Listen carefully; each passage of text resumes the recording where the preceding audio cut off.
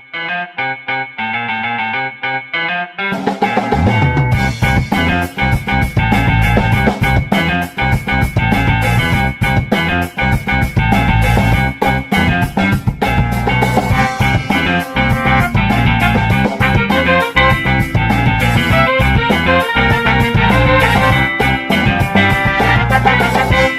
ngomongin birokrasi ala-lan. Halo kawan-kawan, ketemu lagi di obrolan ngomongin birokrasi ala-lan. Bulan ini kita ketemu lagi, berjumpa di obrolan, dan hari ini saya kedatangan tamu yang istimewa. Namun sebelum saya ke tamu yang sangat istimewa ini, saya perlu infokan ke kita semua bahwa topik kita hari ini adalah transformasi birokrasi digital.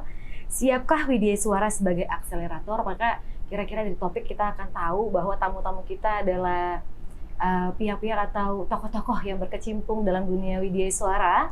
Kita akan berbincang-bincang dengan Pak, perkenalkannya ya, Dr. Budiarso Teguh Widodo, Ketua Umum DPP APUI periode 2020 hingga 2023. Mungkin bisa say hi dulu Pak? Atau ya, halo? Selamat sore Bapak dan Ibu, para pemirsa kalian.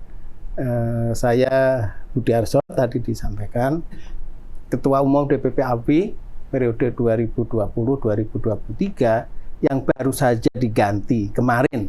Baik. Pada Kongres kedua APUI. Ya. Baik Bapak, terima kasih. Apa kabar Bapak? Alhamdulillah sehat walafiat. Baik, terima kasih Bapak. Lalu ada ibu kita yang cantik, Kepala Pusat Pembinaan Jabatan Fungsional Bidang Pengembangan Kompetensi Pegawai Aparatur Sipil Negara, Ibu Ervi Mutmainah SSMA. Apa kabar Ibu? Baik, alhamdulillah. Bisa say hi dulu Ibu. Hai, selamat sore Bapak Ibu semuanya. Senang sekali bertemu di acara podcast LAN ini. Iya, baik. Pada kesempatan kali ini juga saya ingin mengucapkan selamat dan sukses ya atas terpilihnya Dr. Insinyur Sugiharjo MSI sebagai Ketua Umum DPP APUI periode 2023 hingga 2027, dan ingin mengucapkan selamat juga Hari Widya Suara Nasional ke-23 Bapak Ibu, serta hari ulang tahun APUI tentunya yang ketiga yang diselenggarakan atau berulang tahun di tanggal 21 September 2023, dan tidak main-main sama dengan tema podcast kita hari ini. Tema ulang tahunnya adalah peningkatan profesionalisme Widya Suara melalui digitalisasi pengembangan kompetensi untuk membangun ASN unggul dan berdaya saing. Oke, ini saya dengar temanya benar-benar jadi membayangkan Atlas Pak. Jadi di mitologi Yunani itu Atlas digambarkan sebagai tokoh yang memegang bola dunia agar tetap seimbang. Jadi kalau dilihat dari gambarannya kan Atlas ini di pundaknya betul-betul terbeban besar sekali gitu ya Pak. Iya, di sini betul. sejalan juga maksudnya dengan digitalisasi global sedang marak sekali, atau ini merupakan topik yang sangat hangat, yang hangat sekali dibahas seperti itu, digitalisasi, di mana semua orang atau semua pihak, semua sisi di segala bidang itu sedang menggaungkan digitalisasi, transformasi digitalisasi. Dan kita tahu Pak bahwa digitalisasi itu kan sebenarnya adalah salah satu alat ya Pak, bukan tujuan utamanya, tapi alat. Dan dibutuhkan perubahan. Nah, seperti apa sih Pak Budi dan Bu Ervi memandang ini? Baik, pertama digitalisasi adalah proses perubahan ya, perubahan dari informasi analog menjadi informasi berbasis digital. Ini menjadi sangat penting, baik di dalam segala aspek.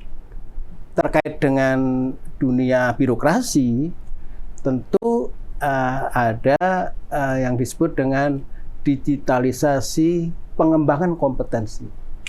Karena tugas di tangan birokrasi yang kompeten,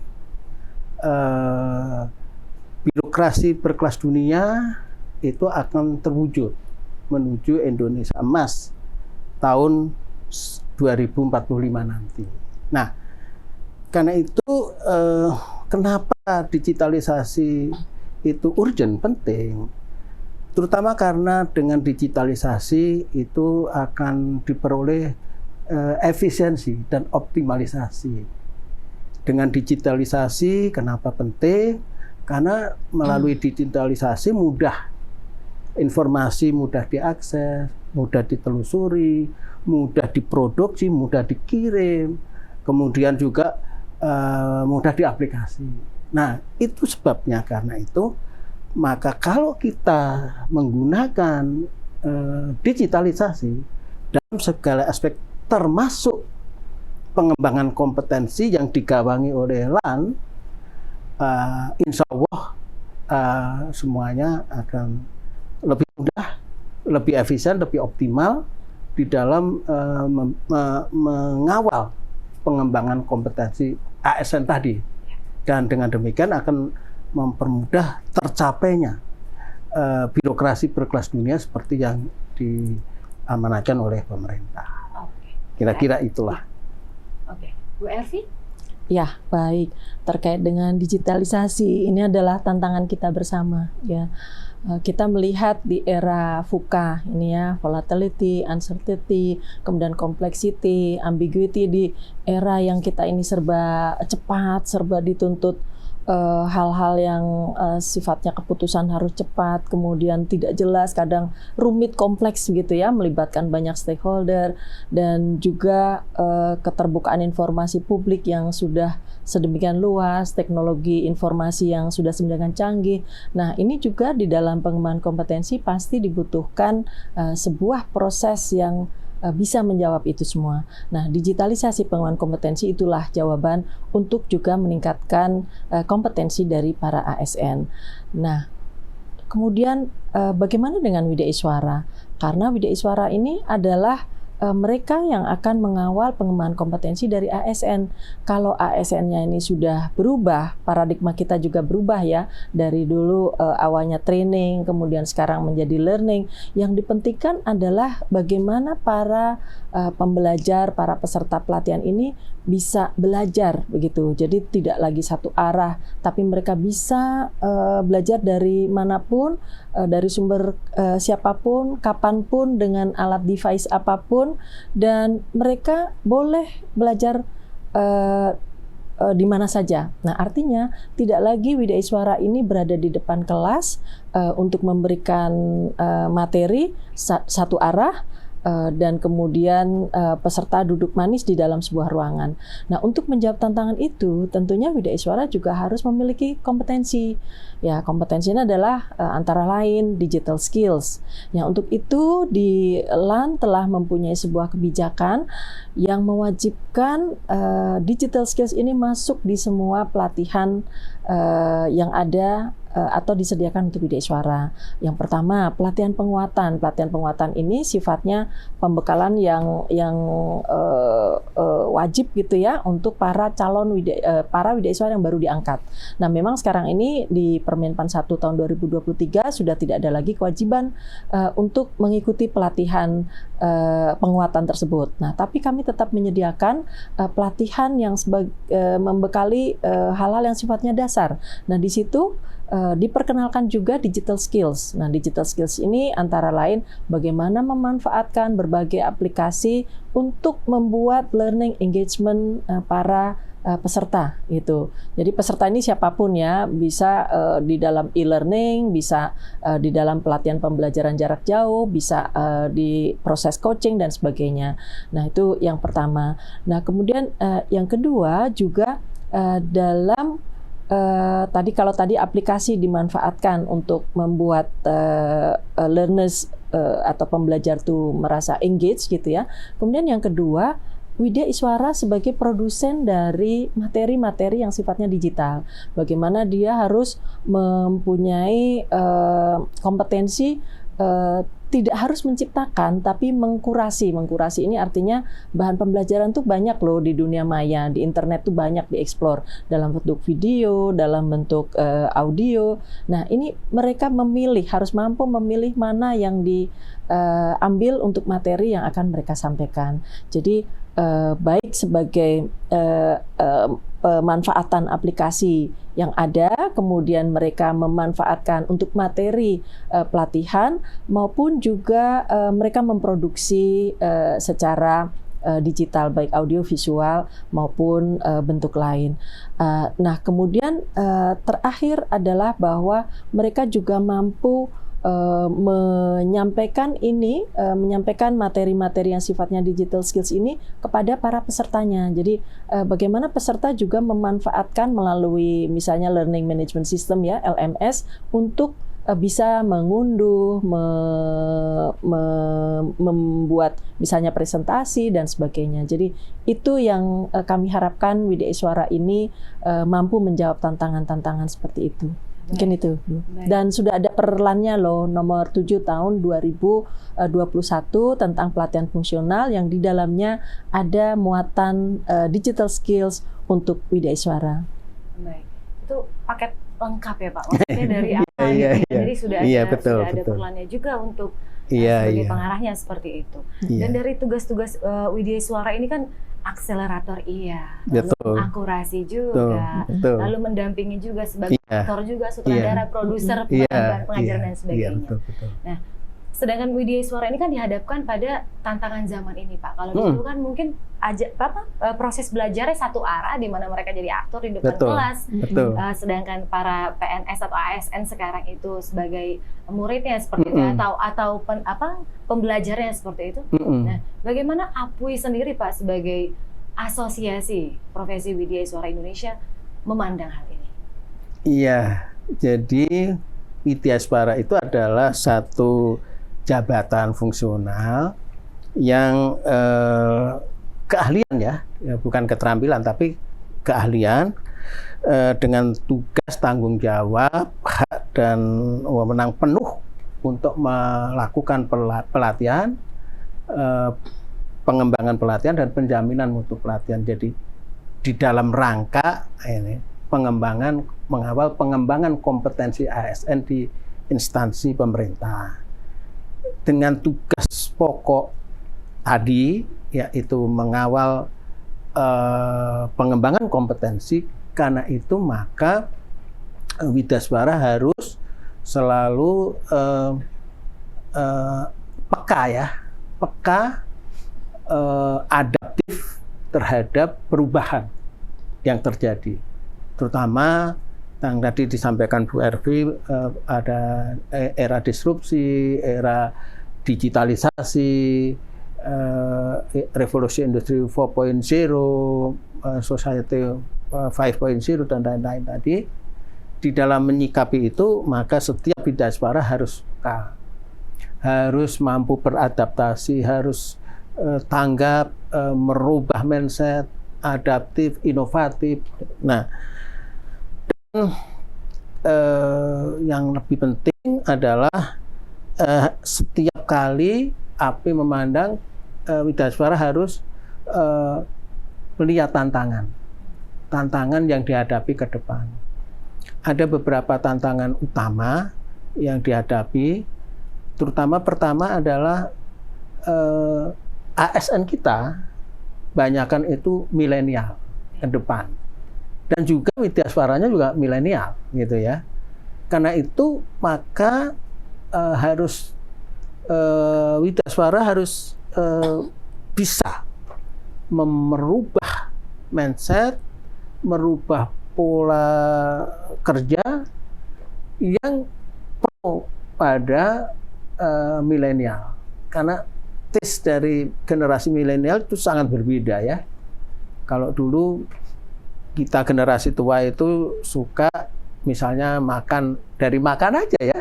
Dari makan itu makan pecel lele segala macam gitu ya. Sekarang itu generasi milenial sukanya misalnya di McD, GoFood lah gitu ya, yang semacam itu. Punya selera yang berbeda gitu ya Pak? Punya selera yang berbeda. Itu yang pertama yang harus kita inikan. Juga sebagai profesi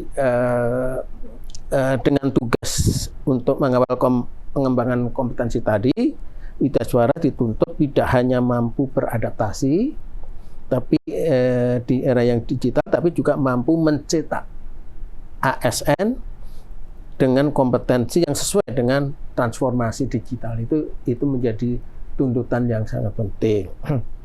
Karena itu selain soft skill, ya, ASN dituntut untuk mempunyai kemampuan dalam hal berpikir kritis, kreatif, memiliki keterampilan berkoordinasi, gitu ya, dan juga harus mempunyai hard skill, terutama penguasaan bidang ilmu yang spesifik, dan kemudian penguasaan kemampuan teknologi yang merupakan hal yang harus dikuasai dan dipelajari oleh ASN. Dan tentunya APWI harus melakukan langkah-langkah terobosan di dalam antisipasi tadi, langkah-langkah terobosan baru di dalam rangka pengembangan kompetensi yang untuk menjawab kebutuhan pemenuhan soft skill dan hard skill yang berbasis pada teknologi. Itu menjadi tantangan besar. Kemudian APWI juga berpandangan bahwa tantangan pengembangan kompetensi ke depan itu juga menuntut berbagai pelatihan yang pelatihan yang akan lebih banyak menggunakan sistem blended learning, yaitu perpaduan antara tatap muka konvensional, tatap muka dengan yang berbasis teknologi daring, ya. Dan itu kedepannya, karena itu maka setiap APWI harus berkolaborasi baik dengan LAN maupun dengan lembaga-lembaga pelatihan untuk bisa membuat hybrid tadi menjadi sangat menarik dan kemudian menggugah minat dari para pembelajar, para peserta pelatihan. Kira-kira itulah. Baik.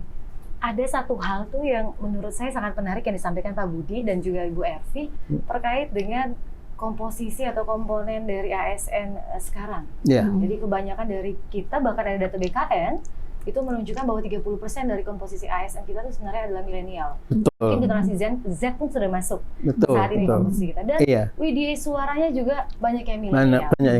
Dengan karakteristik yang unik seperti itu, Bapak Ibu. Apa sih tantangan dan apa hal yang urgent yang harus dicapai oleh WDI Suara untuk menghadapi karakteristik yang ada? Mungkin Ibu Ervi sebagai bagian dari LAN. Iya, baik. Ya, Mang, kalau saya melihat ya, WDI Suara milenial itu beda dengan WDI Suara yang zaman saya nih, zaman kolonial ya. Kalau sekarang milenial ya. Nah, kalau WI kolonial itu kami masih terpaku pada bahan-bahan materi yang ya sudah ini diberikan kurikulumnya seperti ini, garis besar rancangan pembelajaran seperti ini, dan kalaupun melihat dari materi lain itu sifatnya hanya pengayaan. Nah, kalau sekarang tadi sampaikan Pak Budi juga ini bahan-bahan ini sudah demikian meluas begitu. Jadi kalau kita meminta kepada WI milenial nih, wah keren-keren banget. Jadi kita hanya ngomong ini kita akan membuat bahan terkait dengan misalnya personal branding.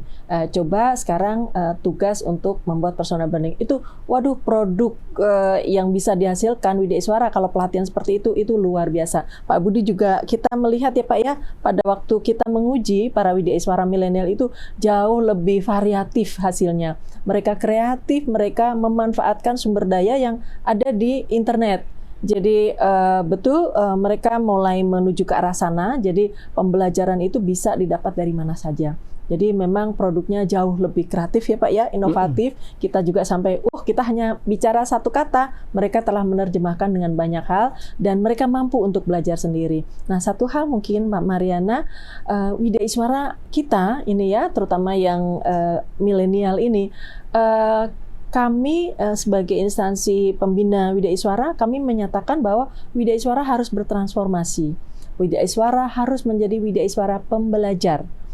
Dan untuk WI milenial itu ternyata mereka pembelajar yang baik ya. Mereka itu punya rasa ingin tahu yang lebih tinggi, jauh lebih tinggi dibandingkan kalau saya misalnya zaman-zaman saya mengawali CPNS pada waktu itu masih kurang tinggi keinginan tahunnya. Jadi sekali Widaiswara diberikan nih rancangan pembelajaran, mereka akan eksplor sebanyak-banyaknya karena mereka punya jiwa sebagai Widaiswara pembelajar.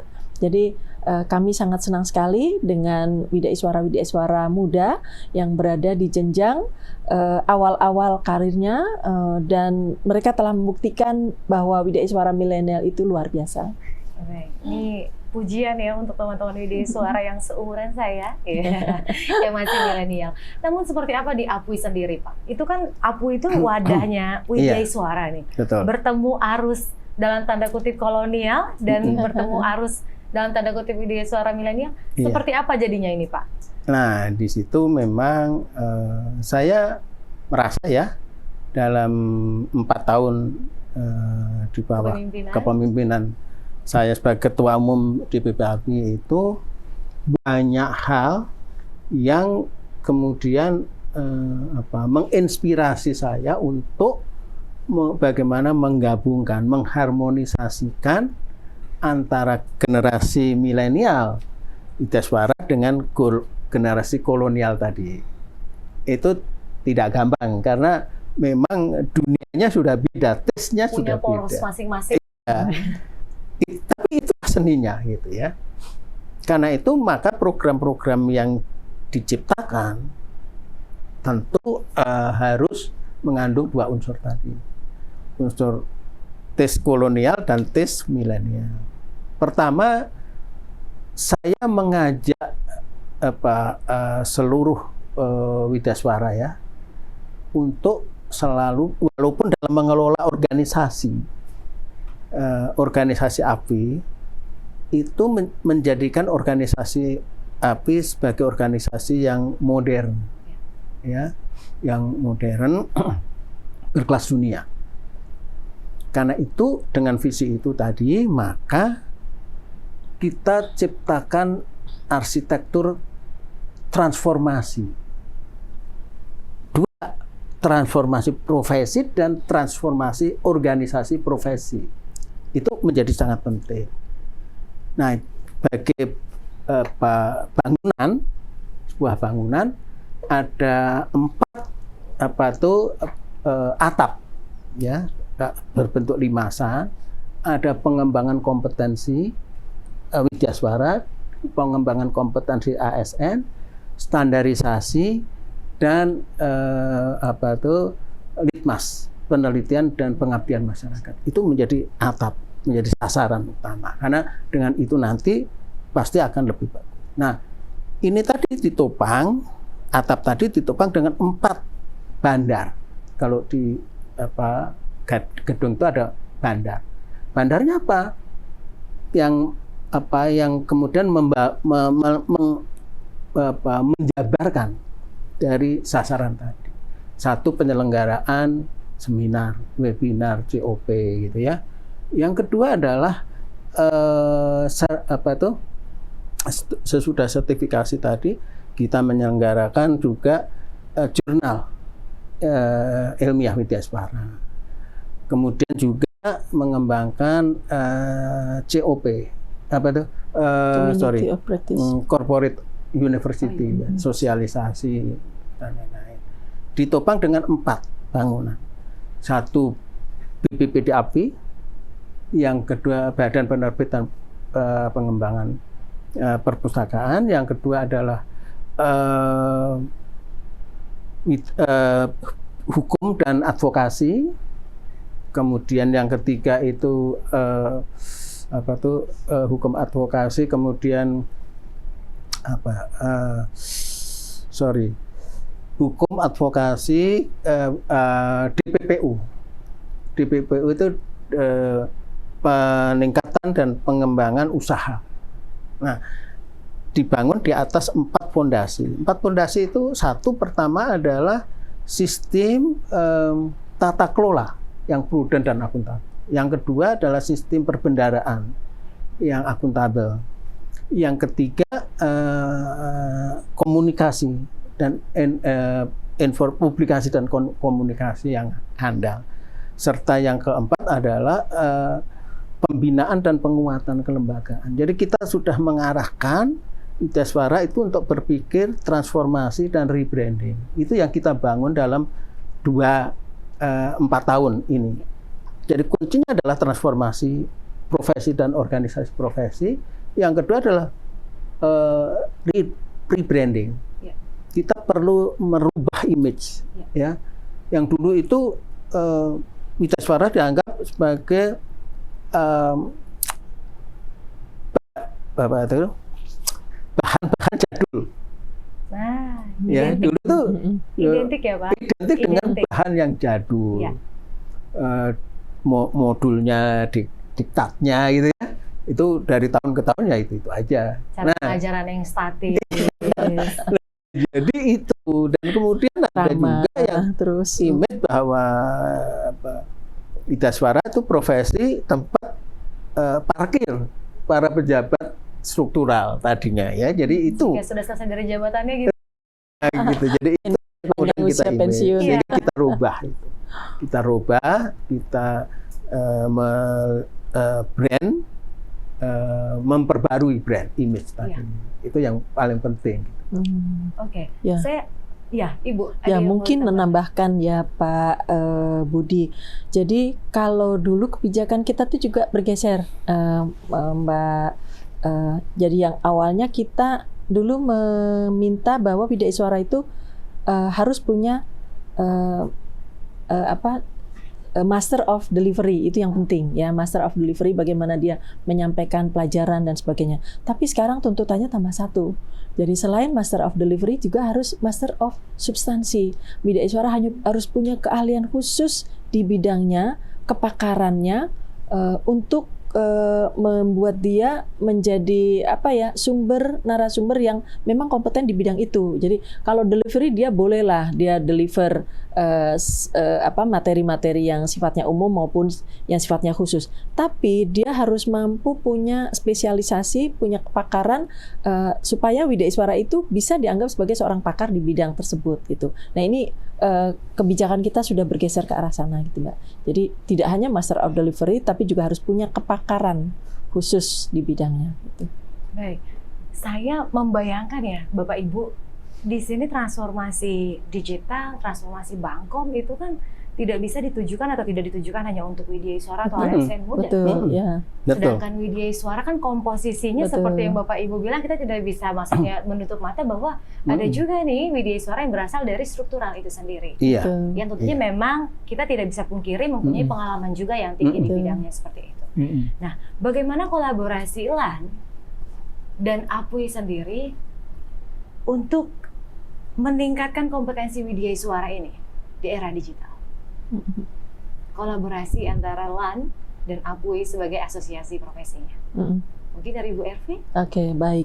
Baik, yang pertama kami punya beberapa wadah ya untuk mengembangkan, karena tadi era kita ini tidak harus belajar dari satu arah gitu ya. Kita bisa belajar dari orang lain, banyak sumber. Nah, wadah yang pertama adalah yang disebut dengan COP, Community of Practice, dan ini juga sudah ada aturannya, kebijakannya sudah ada. Nah, di situ kami meminta Widyaswara itu untuk sharing ya kepakaran dia. Ya, kalau yang pakar di bidang keuangan, sharinglah keuangan, kemudian kepakaran di bidang bahkan kemarin terkait dengan green pertumbuhan green gitu, green growth gitu, mereka bicara juga tentang green growth ini diwadahi dalam COP, jadi bisa melalui webinar. Kemudian kami juga punya platform platform pembelajaran yang asal bahannya itu dari Widyaswara sendiri, jadi namanya adalah Rumah Cerdas Widyaswara Indonesia, RCWI. Ya. RCWI ini merupakan sebuah platform yang bahan-bahannya itu bukan kami yang membuat, tapi dari karya Widyaswara. Jadi mereka sudah membuat karya tulis, mereka upload di situ. Mereka punya video, mereka upload di situ. Kemudian yang webinar-webinar, mereka juga upload di situ. Dan sebetulnya platform ini juga ada media untuk diskusinya, tapi kelihatannya untuk diskusi mungkin lebih enak WA kali ya, jadi lebih cepat gitu ya daripada melalui platform tersebut. Nah, kemudian kemudian yang ketiga, ini juga sudah ada kebijakannya, yaitu learning cell. Nah, learning cell ini relatif baru, Bapak Ibu. Learning cell ini mulai kami perkenalkan baru ini ya bulan September ini, baru bulan September kebijakannya ditandatangani Bapak Kepala LAN. Nah, learning cell ini adalah filosofinya no one left behind, no Widya Iswara left behind. Artinya bahwa Widya Iswara punya kewajiban untuk belajar semuanya. Nah, untuk itu dibentuklah kelompok-kelompok kecil di instansi masing-masing, dan Widya Iswara yang tadi saya sebutkan, dia harus punya satu kepakaran utama. Nah, dia menjadi koordinator di dalam kelompok kerja tersebut. Jadi sharing di dalam kelompok-kelompok kecil. Nah, itu learning cell, COP, kemudian RCWI. Nah, antara lain itu wadah kami. Baik, itu dari LAN sendiri sebagai instansi pembina Jakarta Functional Leadership. Iya. Dari APWI sendiri, Bapak? Iya, jadi APWI sebagai wadah organisasi Widya Iswara tadi bersinergi, bekerjasama dan kolaborasi yang sangat erat dengan LAN, ya, tentunya sebagai instansi pembina, baik pembina profesi Widya Iswara maupun pembina APWI. Kolaborasi dan sinergi tadi diwujudkan dalam pertama penyelenggaraan COP tadi melalui RCWI. Narasumbernya dari beliau, nggak mungkin dari kami. Semuanya kita kerjasama. Setiap kali pasti saya diundang. Sekarang ini APWI sudah menyelenggarakan sekitar 40-an lah, gitu ya, COP. 23 atau 32 ya Bu ya. Di antaranya itu kolaborasi dengan LAN melalui wadah RCWI tadi. Yang kedua, sebagai representasi dari Widya Iswara, APWI juga menyelenggarakan, selalu ya dilibatkan dalam penyelenggaraan uji kompetensi Widya Iswara. Karena itu memang tuntutan ya untuk sertifikasi Widya Iswara. Yang ketiga, kolaborasi dalam penyelenggaraan ujian tertutup. Ujian tertutup itu APWI selalu dilibatkan untuk sebagai representasi dari profesi di dalam menguji jenjang kenaikan pangkat ya Bu ya. Kemudian dalam penyelenggaraan orasi ilmiah dan pengukuhan Widya Iswara ahli utama, selalu kita dilibatkan di dalam penyelenggaraan itu. Kemudian dalam tadi yang disampaikan Bu Ervi tadi, di dalam pelatihan fungsional penguatan kompetensi Widya Iswara, baik yang berasal dari dasar maupun dari kenaikan jenjang. Kemudian kolaborasi di dalam penerbitan buku. Di APWI punya BPPD, Badan Penerbit dan Perpustakaan Digital. Nah, daring ya, disitulah kemudian banyak buku-buku LAN yang diterbitkan melalui APWI. Nah, kira-kira itu bentuk-bentuk kolaborasi. Masih banyak sebetulnya bentuk kolaborasi yang lain, tapi mungkin itu yang cukup penting ya di dalam rangka kolaborasi dari APWI dan LAN tadi. Mungkin tambahan, Mbak. Ibu, silakan. Mbak Mariana, kita itu punya baru diluncurkan kemarin ya Pak ya, program emas. Nah, program emas ini adalah bentuk pengembangan kompetensi, nanti Pak Budi yang lebih cerita banyak. Jadi sebetulnya sudah berjalan cukup banyak episodenya, tapi baru kemarin di grand launching-nya. Nah, silakan Pak Budi cerita tentang program emas. Program baru. Satu Bunda Winda. Bunda Winda adalah Bunda Winda, bekerja emaknya untuk Bunda. desa. Emaknya Winda. Ya? Winda itu singkatan dari Widya Iswara Cinta Desa. Wow. Itu bekerja sama dengan TV Desa. Dan sekarang ini sudah 48 episode ditayang di TV, disaksikan untuk masyarakat umum, dan sekarang ini sudah masuk 48 episode setiap minggu hari Senin sore. Di yang kedua adalah YouTube juga ya Pak ya ditayangkan ya? Ya melalui TV Desa malah. Dan itu bagi TV Desanya ini sendiri. Bapak, ini potong Kementerian Desa maksudnya? Kerjasama dengan Kementerian Desa? Memang ada khusus channel TV Desa? Ada channel khusus TV Desa. Kita menjalin program MOU Iya. dengan TV Desa. Desa. TV Desa itu juga ada linknya dengan Kementerian Desa, Pembangunan Daerah Tertinggal dan Transmigrasi di situ. Jadi kita masuk pada langsung betul-betul memberikan edukasi, dan kemudian kita kemarin itu kita luncurkan program baru yaitu Emas Indonesia. Emas Indonesia itu adalah singkatan dari Edukasi Masyarakat Indonesia. Ini bentuk kontribusi dari API di dalam rangka menuju Indonesia Emas tahun 2045. Nah, sekarang ini kemarin itu sudah ratusan ya narasumber yang terlibat di dalam rangka program Emas Indonesia ini. Nah, di situ kita akan kembangkan lebih lanjut sehingga kemudian semua kompetensi, semua tokoh itu bisa terlibat di situ. Dan ini mendongkrak subscriber dari channel dari YouTube API ya, kira-kira itu. API bisa jadi YouTuber ya. Nanti bisa generating income dari situ. Baik, ternyata memang programnya banyak ya Bu, maksudnya sudah tersusun, maksudnya melakukan produksi-produksi juga seperti itu. Baik, ini sebelum closing, ada satu pertanyaan pamungkas nih, tapi untuk Pak Budiarso sebenarnya. Bapak sudah memimpin kemarin, jadi Ketua Umum DPP APUI tahun 2020 hingga 2023. Dan apa sih harapan Bapak untuk APUI di masa yang akan datang? Jadi pertama, saya telah meninggalkan legacy satu bangunan organisasi yang tertata rapi dengan sumber keuangan yang sudah ada, dengan program-program yang jelas, dan kita terakhir merubah dari menyempurnakan ADART. Karena itu maka pertama legacy ini perlu dilestarikan, ditingkatkan bahkan ya ke depan, program-program yang positif yang betul-betul dirasakan oleh masyarakat, komunitas Widyaswara ini bisa tetap dilestarikan dan bahkan ditingkatkan, dikembangkan.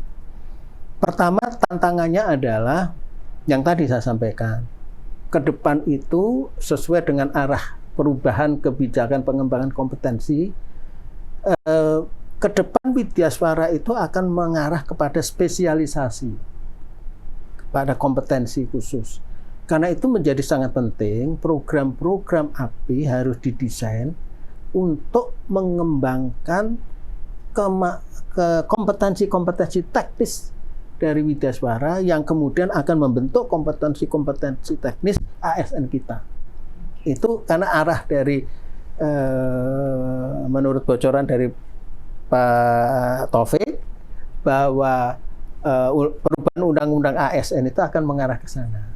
Nah, karena itu maka ke depan kita harus mengantisipasi itu. Kira-kira itulah. Baik, oke. Ya, demikian.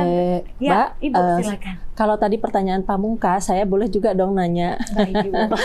Pertanyaannya nih, setelah melihat ini begitu besarnya apa yang sudah dilakukan API dan juga kebijakan API, tertarik nggak jadi Widyaswara? Boleh kayaknya. Oke. Ya, terima kasih saya ucapkan untuk Pak Budiarso yang sudah menyediakan waktu, juga Ibu Ervi. Kita bincang-bincangnya sungguh seru ya, karena memang sudah terbawa nih. Jadi sudah ada irama-irama baru, bentuk-bentuk baru, transformasi baru dari Widyaswara milenial kita. Dan ini informasi saja untuk kawan LAN bahwa Widyaswara itu sebenarnya secara etimologis berasal dari dua kata Sanskerta, Widya dan Iswara. Widya itu adalah orang, Iswara itu adalah suara kebenaran. Dan melihat tugasnya yang sangat berat dan tuntutan yang kian banyak, Widyaswara tentunya diharapkan tetap menjaga stabilitasnya untuk tetap berkompetensi ke depannya. Baik, sampai jumpa kawan LAN di obrolan selanjutnya. Obrolan ngomongin birokrasi ala LAN.